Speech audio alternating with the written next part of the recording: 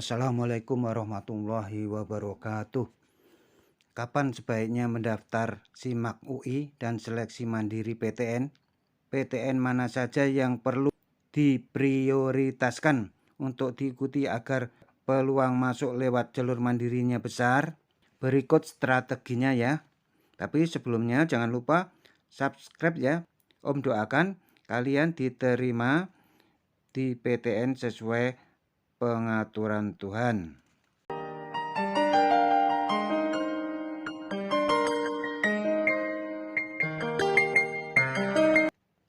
Pejuang PTN, waktu menunggu pengumuman UTBK SBMPTN lumayan lama ya, bisa lebih sebulan bahkan. Lantas, apakah kalian sia-siakan waktu tersebut? Atau kalian sudah santai dan lupa mempersiapkan diri menembus PTN lewat seleksi mandiri? Untung ada Ramadan ya, sehingga kalian bisa fokus dan kusuk menembus PTN lewat jalur langit alias lewat amalan-amalan dan doa. Pejuang PTN, jangan lengah ya dengan waktu longgar karena perjuangan kalian belum selesai. Janganlah terlampau yakin diterima di SBMPTN lantas tidak mempersiapkan diri di seleksi mandiri. Meskipun nanti SBMPTN diterima, mempersiapkan diri untuk seleksi mandiri juga tidak ada salahnya.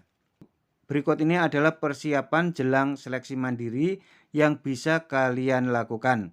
Pertama, SIMAK UI. SIMAK UI ini penting ya untuk kalian persiapkan karena SIMAK UI memakai tes selain juga dengan UTBK. Kemudian hanya SIMAK UI yang meskipun SBMPTN-nya diterima, tapi bila SIMAK UI lolos juga tetap akan diterima.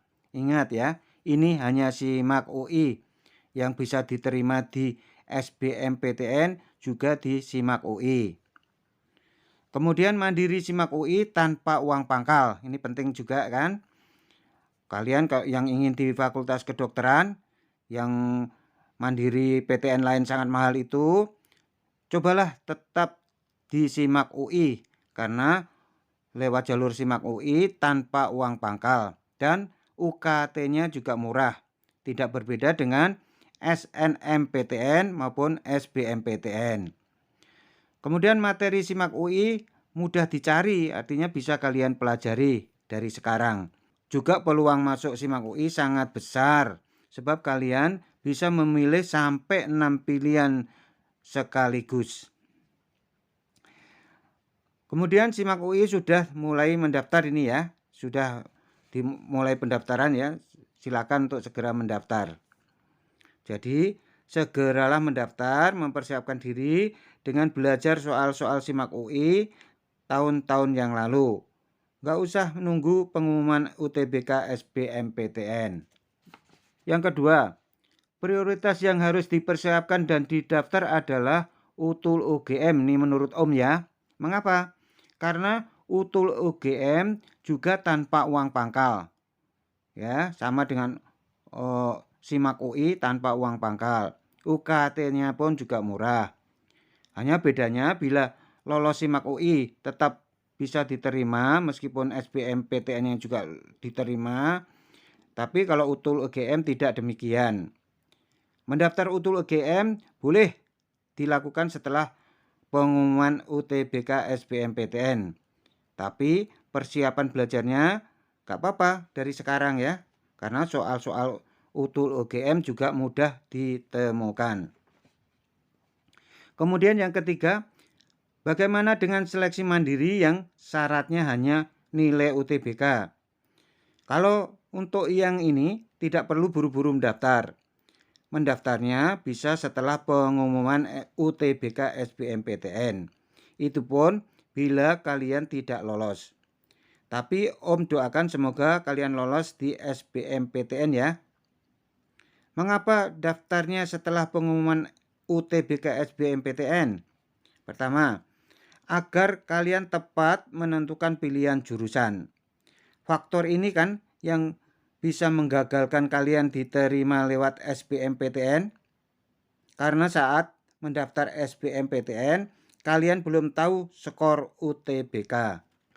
Sehingga dalam memilih jurusan, kalian mengira-ngira atau memilih pilihan yang ideal dan kadang nekat. Di seleksi mandiri, jangan lagi mengulang kesalahan dalam menentukan pilihan jurusan ya. Karena kalian sudah mengetahui skor UTBK, maka saat mendaftar seleksi mandiri harus ada yang realistis, meskipun boleh ada yang ideal. Yang penting targetnya adalah kalian aman diterima. Ingat, seleksi mandiri ini benteng terakhir kalian tahun ini bisa kuliah di PTN atau tidak. Yang keempat, agar peluang lewat jalur mandiri besar, jangan lupa prioritaskan pula daftar di PTN di kota terdekat kalian. Misalnya ya, kalian tinggal di Jawa Barat, jangan lupa daftar di Unpad atau UPI atau Universitas Siliwangi.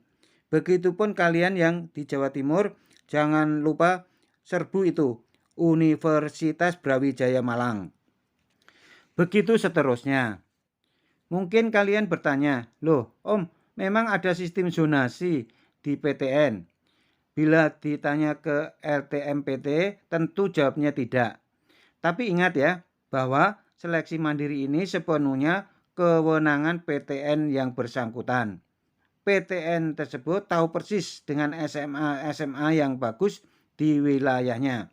Apalagi bila kalian sekolah di SMA unggulan, hal ini sangat menguntungkan. Dalam kondisi COVID seperti ini, PTN juga tidak ingin kecolongan dengan berspekulasi menerima dari sumber yang menurut mereka belum meyakinkan.